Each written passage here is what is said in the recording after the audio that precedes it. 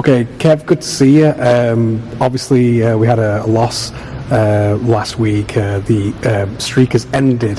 What's the feeling like been this week in the changing rooms? Really frustrated. Obviously, being third and second, and probably like a big probability we're going to play them in the playoffs. We wanted really to have a test, see where we are. It was quite a significant loss. We conceded 54 points. Didn't happen for the full season. We quite lots of positive to take out. We have some phase during the game when we managed to challenge them, but unfortunately we haven't done that for long enough. And what were some of those positives for you particularly? I think in terms effort-wise, no matter what, we keep turning up for each other. Then also it has been a bit heated between us at some point, and I think that's a good sign. That's a sign that we all spot on and we all care about it. So I really take that as a positive going forward. And looking ahead to this Sunday's game with Whitehaven. Obviously, they're battling up the table. What are the key threats that you see against a team like Whitehaven? First of all, it sounds like a trick on paper, because we're going like 3.5 hours to Cumbria. Got a tough journey to do. Like you said, they're on a really good form. Recently bet Witness quite significantly. They had some really good results at home, and like you said, they're chasing London for this playoff spot. But so there's no better game for us to bounce back from the disappointing result from last week. But also we have to keep in mind we need one more victory to secure the third spot. So I think that's a good enough motivation to go there and hoping for the win.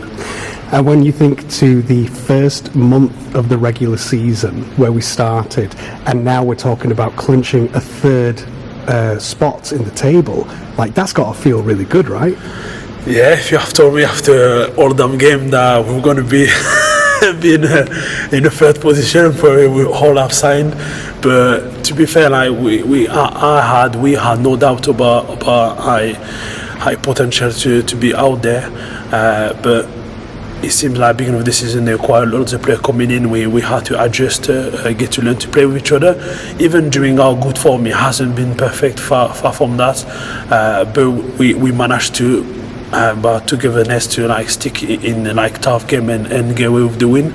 But now we need to keep that and go with the playoff when it will be on just one game and anything is possible.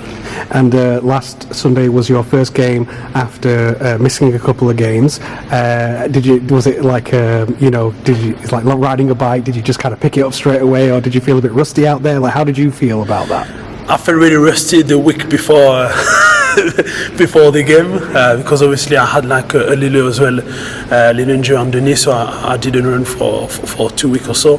But otherwise, it was really, really exciting to get back on the field, like playing rugby, but also playing Fev, one of the top teams in the championship. That's why you play rugby, to play against the best teams.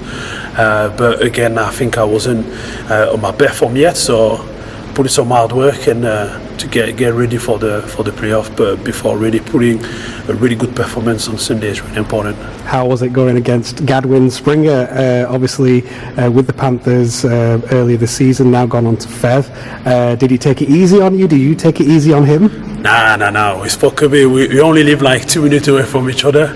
We'll be talking, but no, we haven't been easy on each other. He walked me a few times. I've been rubbing my head against him because I know he doesn't like it.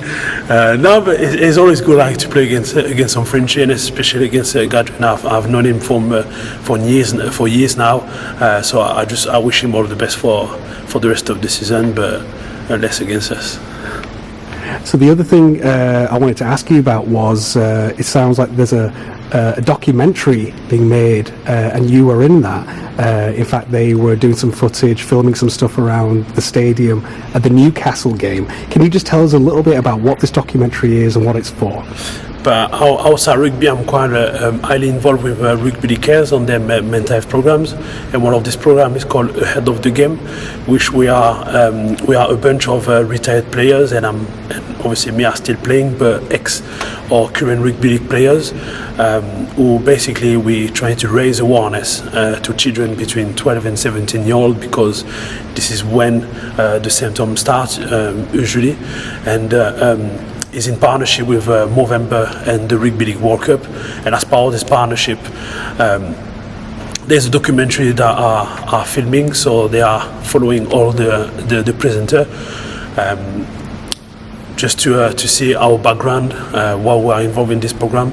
And obviously, because I'm the only one who's still playing, therefore it could be good to do something different. So they decided to follow me during the game day, see how it is. And after I made the interview where I share my story, my struggle with mental health during my childhood and towards my career as well, which was pretty good.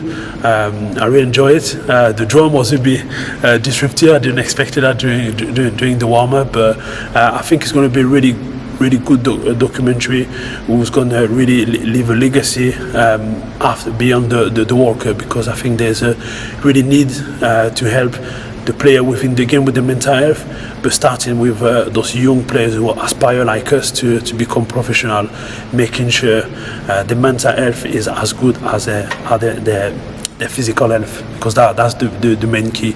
Is mental health and physical health are absolutely the same, and they need to be maintained and taken with the same care. Wonderful. And I know you must be still waiting for the air date, but how can people find out more about the documentary? So for now, you can go on the Rugby League Care's social media, so for example Twitter or Instagram, and just follow the Ahead of the Game program. And also if you are community clubs and are interested to see how you can help your players with their mental health or just raising awareness. And interesting, we have some brilliant ambassadors, Keith Senior, Robbie Paul, Lee Crooks. So there are players who've been huge for the game, and Paul Wood as well, and we all have like a bunch of different experience dealing with mental health. But also, it's not just about telling how we struggle with mental health, but also how we recover from that and what are our coping strategies now to maintain our well-being.